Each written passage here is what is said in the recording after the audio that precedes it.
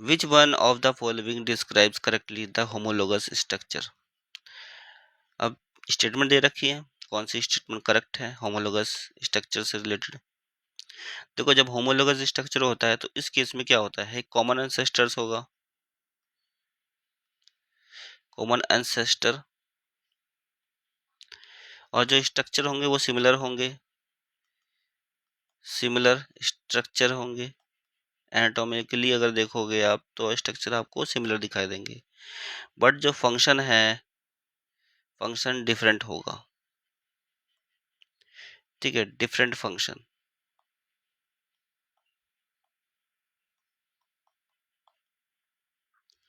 तो homologous structure बताना है कौन सा है। पहला ऑप्शन है organ with anatomically similarities. Organ जो है उनमें एनाटॉमिकली सिमिलरिटीज होंगी, बिल्कुल सही है, बट परफॉर्म डिफरेंट फंक्शन, पर अलग अलग फंक्शंस परफॉर्म करेंगी, ये भी सही है।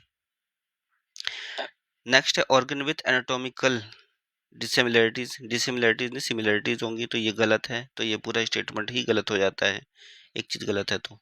But perform the same functions, same functions perform नहीं करती है, ये तो एनालॉगी हो गई, ये एनालॉगस स्ट्रक्चर हो गया, ये होमोलोगस स्ट्रक्चर नहीं है, एनालॉगस स्ट्रक्चर। ठीक है,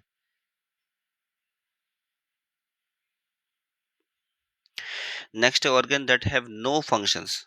ऑर्गन है जिसका कोई फंक्शंस नहीं है, but had an important function in the ancestors, but पुराने टाइम पे एंसेस्टर्स के अंदर इंपॉर्टेंट फंक्शन रहा होगा। तो ये तो वेस्टिजियल ऑर्गन्स के बारे में बता रहा है कि ऑर्गन जिसका कोई फंक्शन नहीं होता है, वेस्टिजियल ऑर्गन होता है वो।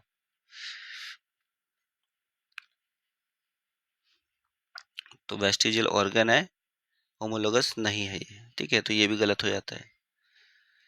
नेक्स्ट है organ appearing only in the embryonic stage. Organs जो केवल एम्ब्रियोनिक स्टेज में ही अपीयर होते हैं and disappear later in the adult, और एडल्ट्स में बाद में चले जाते हैं।